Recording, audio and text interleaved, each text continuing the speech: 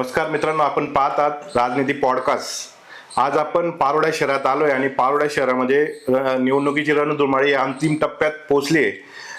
स्थानिक स्वराज्य संस्थेसाठी अनेक उमेदवार रिंगणात आहेत आणि असं असताना ज्या शहरात ज्या नावाचं आणि ज्या परिवाराचं नाव घेतल्याशिवाय पारोडा शहराचा इतिहास हा पूर्ण होऊ शकत नाही, असे पारोडा शहरातले पुढील नेतृत्व करणदादा पवार हे आपल्याशी संवाद साधणार आहेत।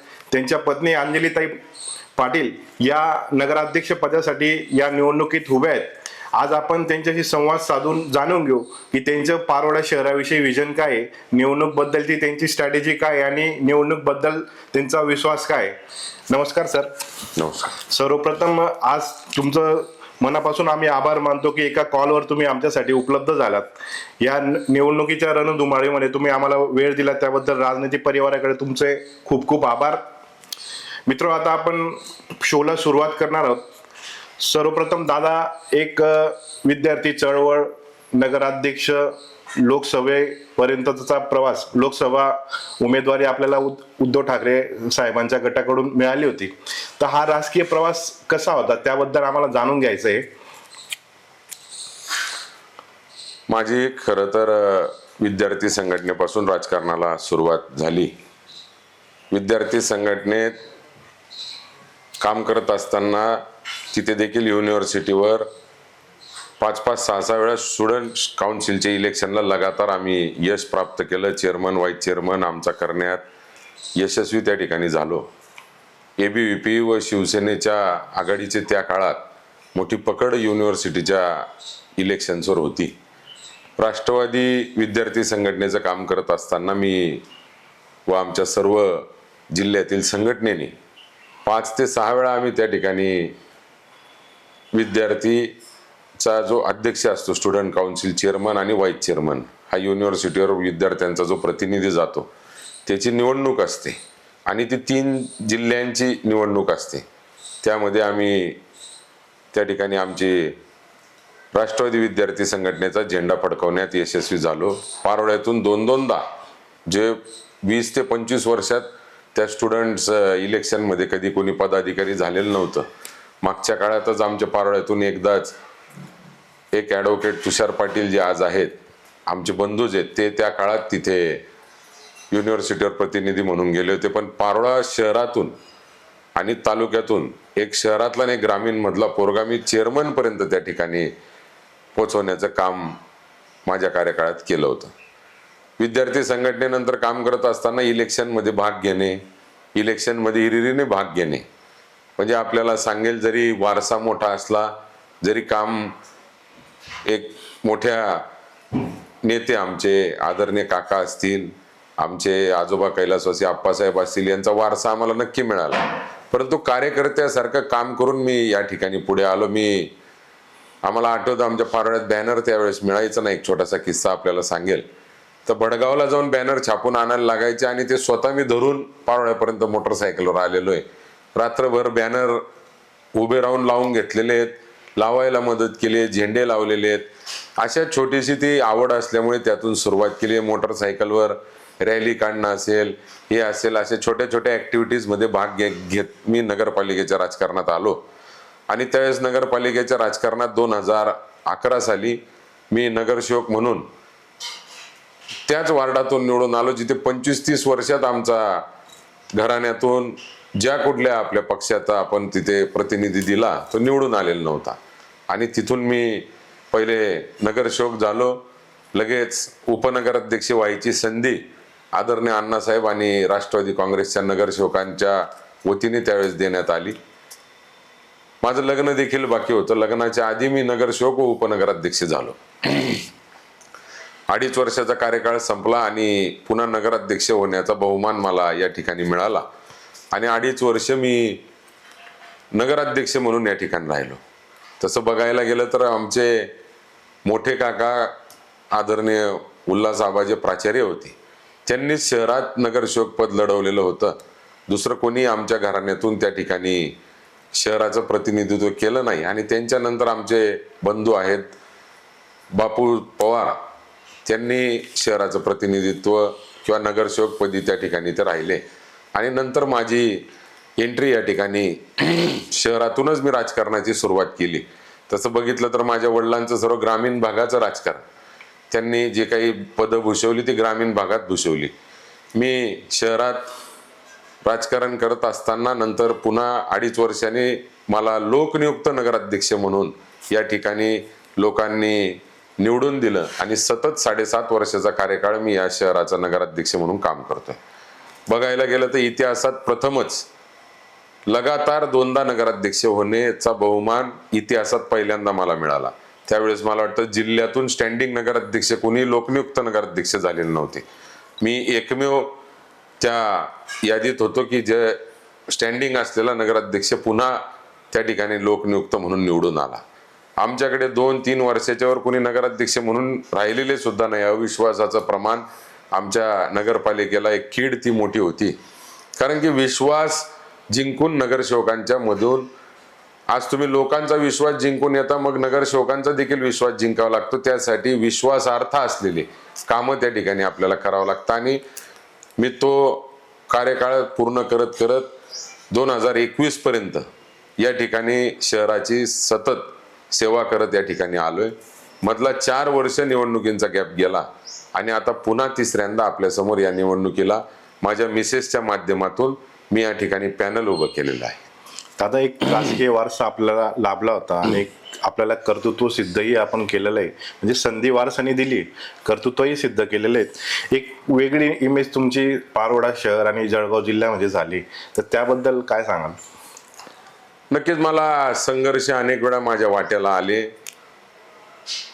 2016ला मला भारतीय जनता पार्टीत जाऊन या ठिकाणी तिकीट घ्यावं लागलं आणि लोकनियुक्तीची निवडणूक लढावं लागली. 2019ला विधानसभा लोकसभेच्या ऑफर असताना मी त्या ठिकाणी मला काही कारणास्तव थांबावं लागलं. पुन्हा 2024ला भारतीय जनता पार्टीत देखील माझं नाव होतं. मी जाहीरपणे या ठिकाणी सांगेल, गिरीश भाऊंनी मला अनेकदा त्या ठिकाणी सांगितलं होतं की तू लोकसभा लढून घे, परंतु विधानसभेत इंटरेस्ट असल्यामुळे मी त्या ठिकाणी थांबलो होतो. पण नंतर काही अशा घडामोडी घडल्या की मला या ठिकाणी उद्धव बाळासाहेब ठाकरे साहेबांच्या पक्षाकडनं लोकसभा ही या ठिकाणी लढवावं लागली आणि लोकसभेत देखील मी आजवर कुणाला मतं मिळाली नाही एवढ्या दीडीने त्या ठिकाणी मतं मी लोकसभेला घेतली. दादा, अंजलीताई या नगराध्यक्ष पदाचे उमेदवार म्हणून आपण घोषित केल्यात. अंजली ताईच का, हे आम्हाला जाणून घ्यायचं आहे. नक्कीच अंजली करण पाटील ह्याच उमेदवार का, हा प्रश्न आपण अतिशय चांगला विचारला. एक ही आघाडी तयार करत असताना आदरणीय अण्णासाहेब डॉक्टर सतीशरावजी पाटील असतील, त्या आज अजितदादांसोबत त्या ठिकाणी राष्ट्रवादीत काम करतायत. काँग्रेसची मंडळी असेल, शरदचंद्रजी पवार साहेबांची राष्ट्रवादी असेल, असे 3-4 पक्ष मिळून आम्ही या ठिकाणी एकत्रित आघाडी तयार करण्यासाठी ज्यावेळेस बसलो त्यावेळेस अण्णासाहेबांनी सांगितलं, कारण तो आता लोकसभेपर्यंत लढलाय. अनेक कार्यकर्त्यांची सूचना त्याच होत्या की आपण लोकसभा लढलेलो असताना जरी आपण पराभूत झालोय पण एक चांगलं नाव, एक चांगली झुंज तू लोकसभेला दिली आणि त्याच्यानंतर खाली लढणे हे काही योग्य दिसणार नाही, त्यामुळे तू आता या निवडणुकीत स्वतः उभं न राहता.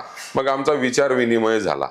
तर त्या ठिकाणी आम्ही ठरवलं की नुसतंच वारसा म्हणून नाही किंवा करण पवारांची मिसेस म्हणून नाही, तर तिला तो देवाच्या कृपेने तो वारसा आहेच, तिच्या तो नशिबी होता, तो तिला कैलासवासी आप्पासाहेबांचा, अण्णासाहेबांचा, माझे वडील श्री बाळासाहेबांचा माझा वारसा त्या ठिकाणी मिळतोच आहे.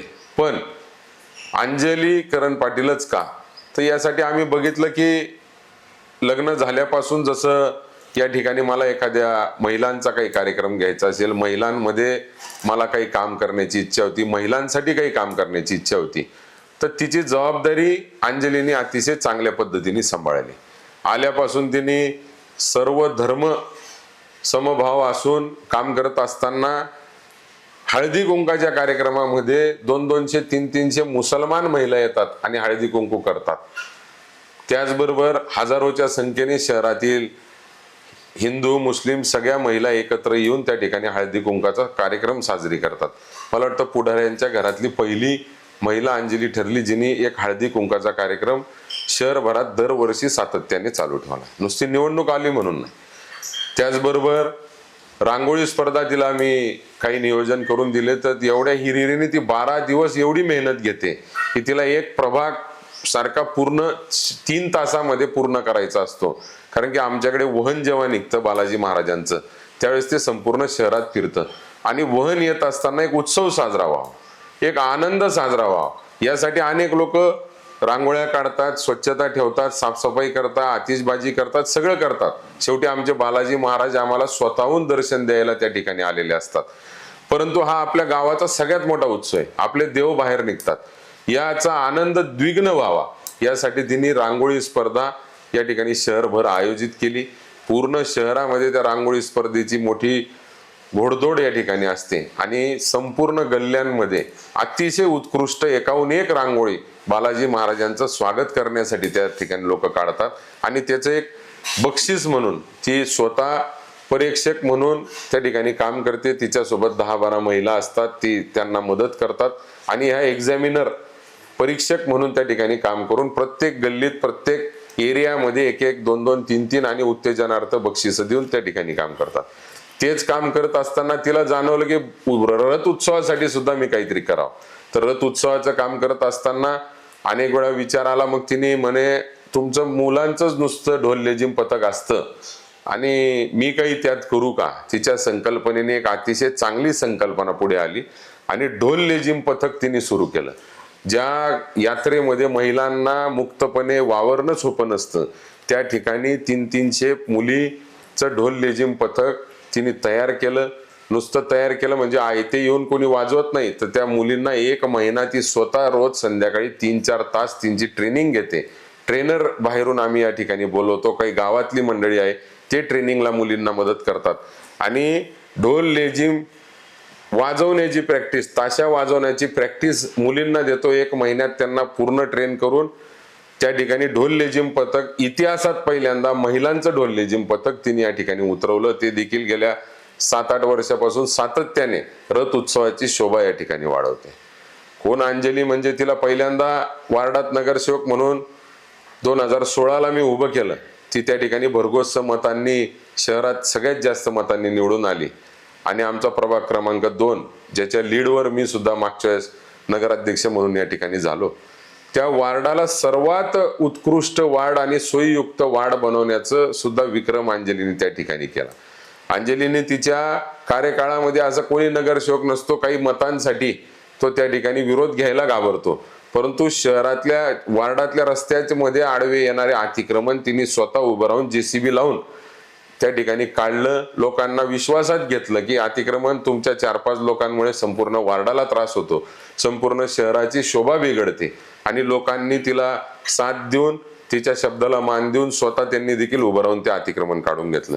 कोरोना काळात पुरुष बाहेर फिरायला त्या ठिकाणी घाबरत होते, त्या ठिकाणी अंजली थांबली नाही. मी तिला म्हणलं, नाही म्हणे, माझ्या वार्डाने माझ्यावर एवढा विश्वास टाकलाय, पूर्ण झोपडपट्टी एरिया माझा वार्डात आहे, माझे लोक त्या ठिकाणी हाल अपेष्टांमध्ये असतील, मला जावं लागेल, औषधं घेऊन गेले असेल, राशन घेऊन गेले असेल, तिला जे जे शक्य झालं तिने 3-4 वेळा वार्डात चक्कर मारून लोकांना दिलासा दिला की घाबरू नका, हा कोरोना घाबरण्यासारखा नाहीये, काही लक्षणं जाणवणे लपवू नका, आपण हे करा. वार्डात चक्कर मारले, राशन वाटलं, ते मास्क वाटले, सॅनिटायझर वाटले, त्यावेळेस जे जे शक्य होतं ते कोरोनात तिने तिच्या वार्डासाठी केलं.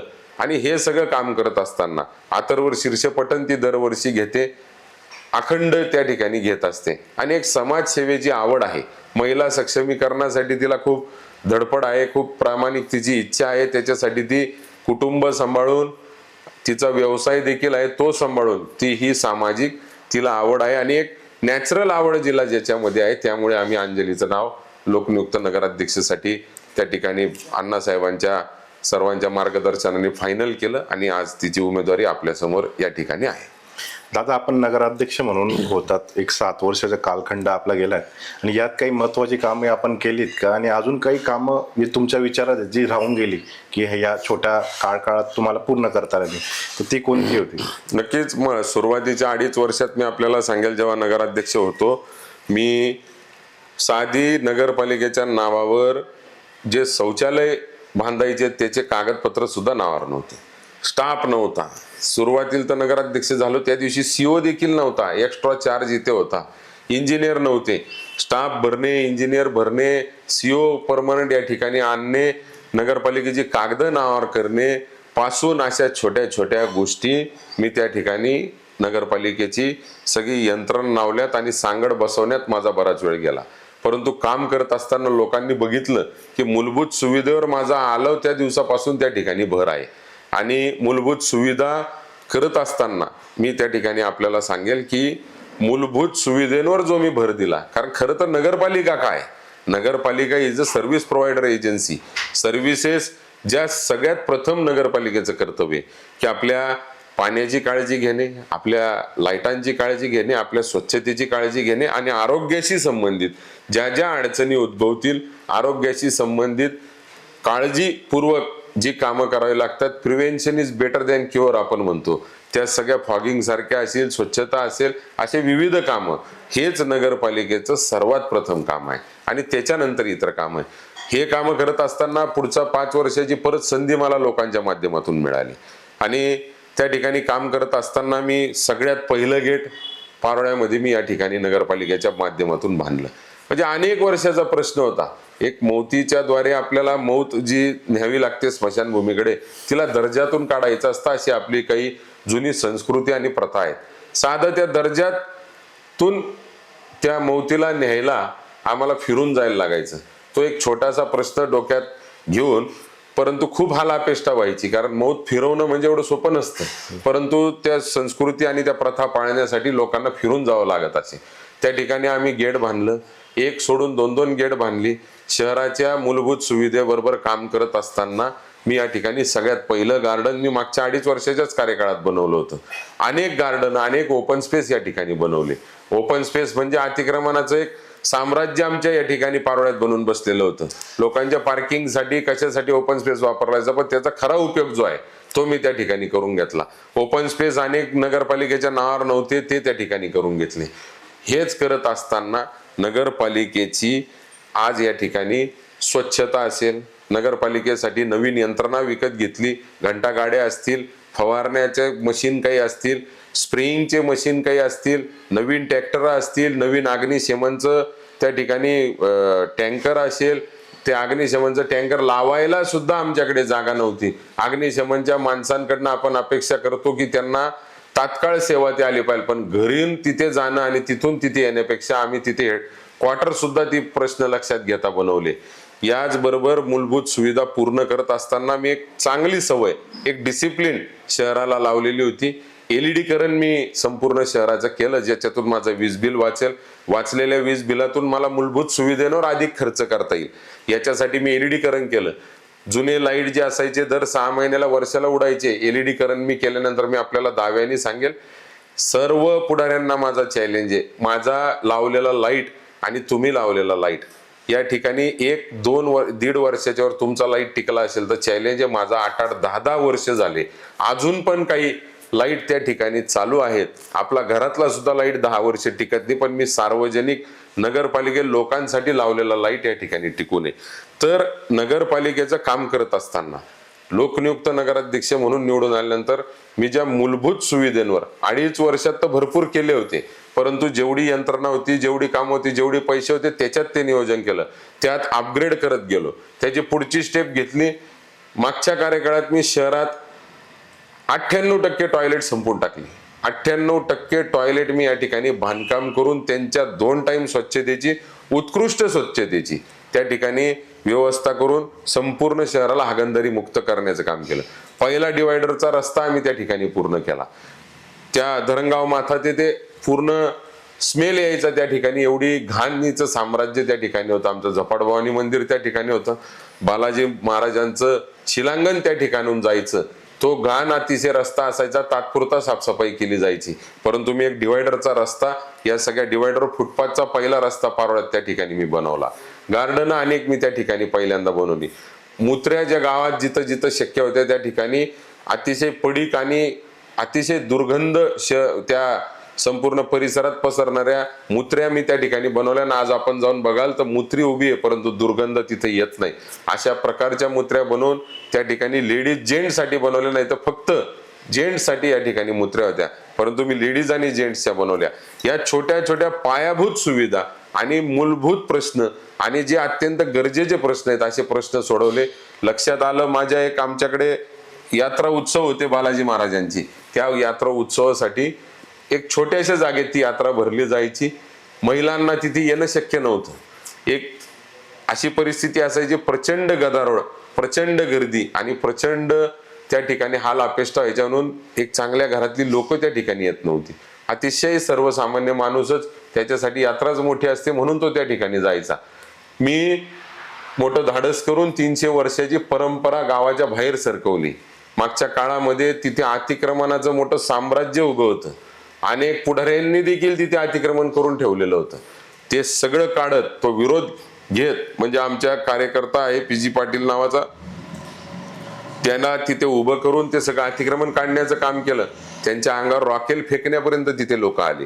असा विरोध घेऊन मी त्या ठिकाणी सर्व बालाजी मंदिराच्या ट्रस्टींना विश्वासात घेऊन, सर्व पत्रकारांना, शहरातल्या मोठ्या मोठ्या जबाबदार नागरिकांना विश्वासात घेऊन मी बालाजी पार्क जिथं आज बनवलंय त्या 6 एकर जागेमध्ये आपलं यात्रा शिफ्ट केली आणि यात्रेचं एक वैभव त्या ठिकाणी आलं.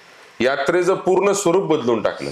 आज चांगल्या घरातली लोक यात्रेला आल्याशिवाय राहत नाही. आम्हाला अनुभव आहे. फार PI, तहसीलदार, जज, अनेक डॉक्टर, अनेक वकील, शहरातले मोठे मोठे उद्योजक यांच्यासारखी लोक स्वतः नातवांसाठी वगैरे आज म्हातारी आजी आजोबा नातवांना घेऊन त्या यात्रेत मुक्तपणे आणि अतिशय सुरक्षित फिरतात. हा अनुभव मी माझ्या डोळ्यांनी पाहिलंय आणि जे विजन मी मांडलं ते सक्सेसफुल झालं याचा मला सगळ्यात मोठा त्या ठिकाणी आनंद आहे. घनकचऱ्याचं व्यवस्थापन हुगड्यावर आमच्याकडे व्हायचं. धरणगाव रस्त्याला मी त्या ठिकाणी घनकचऱ्याच्या व्यवस्थापनावर पैसा टाकून एक घनकचरा असा हुगड्यावर न जाता त्या ठिकाणी कंपाऊंड लावून त्याच्यावर प्रक्रिया केंद्र करण्याचं काम केलं, जेणेकरून परिसरात, शहरात कुठेही त्या दुर्गंधीमुळे आजार पसरू नये. मागच्या काळात खूप अनुभव आले होते की काही मुक्त जनावरं असतील, आपली गोमाता गायी असेल, यांनी त्या कचऱ्याकडे जाऊन काही खाण्यात वगैरे त्यांच्या आलं तर ते मृत्यू त्या ठिकाणी पावलेले होते. आणि शेवटी एवढ्या उघड्यावरचा कचरा, त्याच्यापासून तयार होणारा जो हे असतो त्याच्याने आजार सुद्धा पसरतात. तर ती सुद्धा प्रक्रिया आम्ही करायचं काम या ठिकाणी केलं. शहराचं संपूर्ण LED केलं. शहराच्या संपूर्ण पाण्याची व्यवस्था, जुन्या पाण्याच्या व्यवस्थेत मी ज्या आधी 15-15 दिवसाड पाणी यायचं, माझ्या कार्यकाळात 2021 पर्यंत मी 7 ते 9 दिवसाड पाणी त्या ठिकाणी आणलं.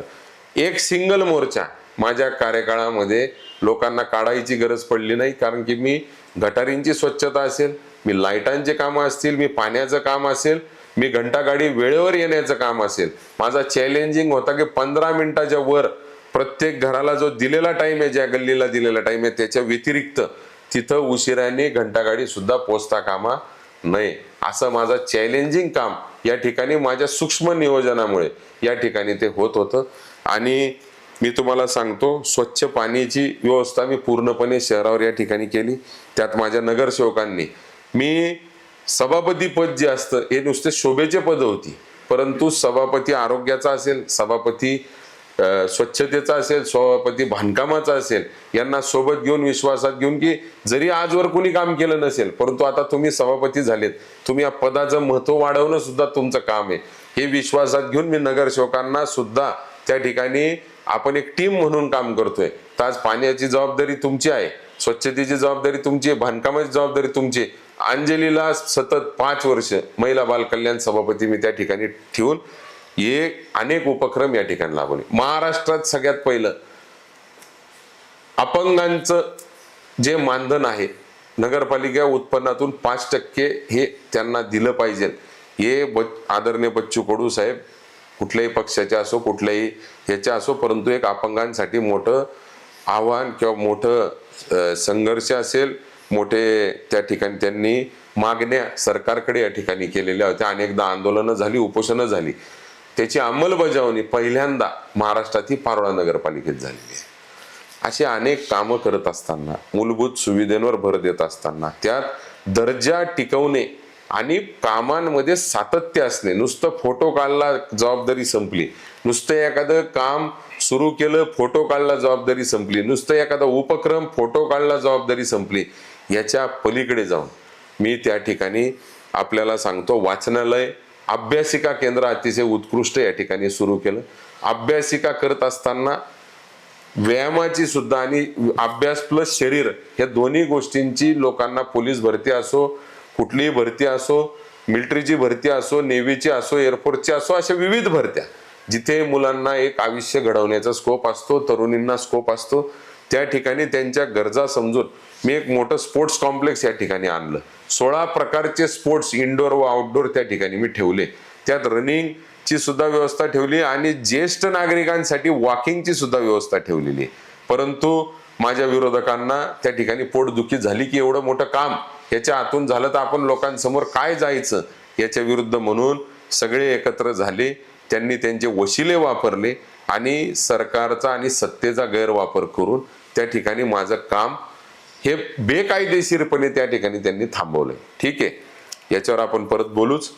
ते थांबवलंय, परंतु जिल्हा बघेल असं कमी पैशांमध्ये आणि उत्कृष्ट नियोजनामध्ये मी त्या ठिकाणी एक स्पोर्ट्स कॉम्प्लेक्स उभं त्या ठिकाणी केलंय आणि त्याचा महिन्याचा मेंटेनन्स कसा होईल याच्यासाठी सुद्धा मी तरतूद आधीच करून ठेवलेली. अशा प्रकारचं मी एक नियोजन त्या ठिकाणी केलंय. स्विमिंग पूलची बांधणी, स्विमिंग पूलची मंजुरी या ठिकाणी सगळ्यात पहिले अनेक वर्षापासून प्रलंबित ती मी आणली. 24 तास पाणी पुरवठा योजना मी प्रस्तावित केलेली होती. मी सगळे तिचे कागदपत्र तयार ठेवले, सगळे कामं केले. आयते ते प्रस्ताव मी आमदारांकडे पाठवले की ठीक आहे, मला शहराने मी त्यात राजकारण ठेवलं नाही. मी त्या ठिकाणी कुठला विचार केला नाही की याच्यात कोणाचं नाव होईल, मला मोठेपणा मिळेल की नाही. माझ्या शहराने मला 10 वर्ष या शहराचं प्रथम नागरिकत्व आणि नगराध्यक्ष पद दिलंय. मोठं मन ठेवलं, त्यांच्याकडे प्रस्ताव पाठवले की तुमची सत्ता आहे, लवकरात लवकर ते आपण मार्गी लावलं तर बरं होईल. त्याच्यासाठी जो 1-2 वर्ष गेला सर्वे करण्यात, बारकाईने सर्वे करण्यात, त्याचं सगळं नियोजन करण्यात, त्यासाठी पाणी आरक्षण मी त्या काळामध्ये मंत्रालयाच्या ठरावाने पारोळा शहरासाठी स्वतंत्र धरणामध्ये पाणी आरक्षण करून आणलं. त्याच्या आधी देखील पहिले 2.5 वर्षात मी पाणी आरक्षण करून आणलं होतं. नाही तर दरवेळी आम्हाला त्रास व्हायचा, दरवेळी आम्हाला इरिगेशन डिपार्टमेंटच्या विनवण्या करायला लागायच्या, दरवेळी आम्हाला 2-2, 3-3 दिवस तिथं चक्रा मारावं लागायच्या. त्यावेळेस 2.14 दशलक्ष घनमीटर पाणी मी त्या ठिकाणी शहरासाठी आरक्षित करून आणलं आणि ही 24 तास पाणी पुरवठा प्रस्तावित करताना 3.24 चं आरक्षण मी त्या ठिकाणी शहरासाठी स्वतंत्र राखीव त्या ठिकाणी करून आणलं आणि त्याशिवाय ह्या योजना मिळणं शक्य नव्हतं.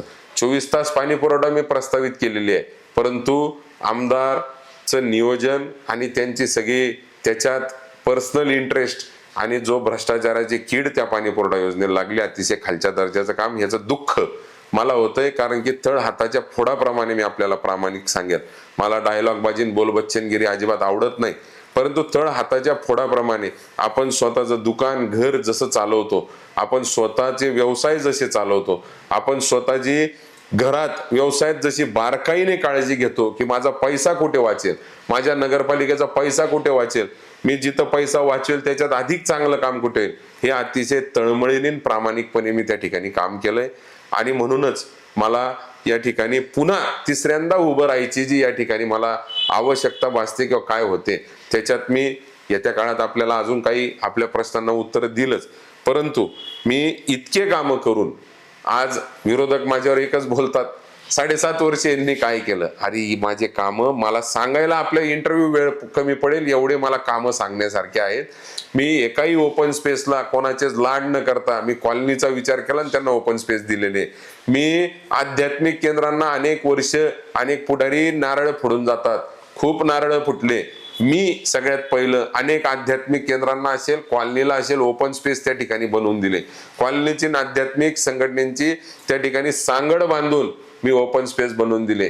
मी पत्रकार असतील, मेडिकल असोसिएशन असेल, यांना त्या ठिकाणी पहिल्यांदा भवन बांधून देण्याचं काम केलं.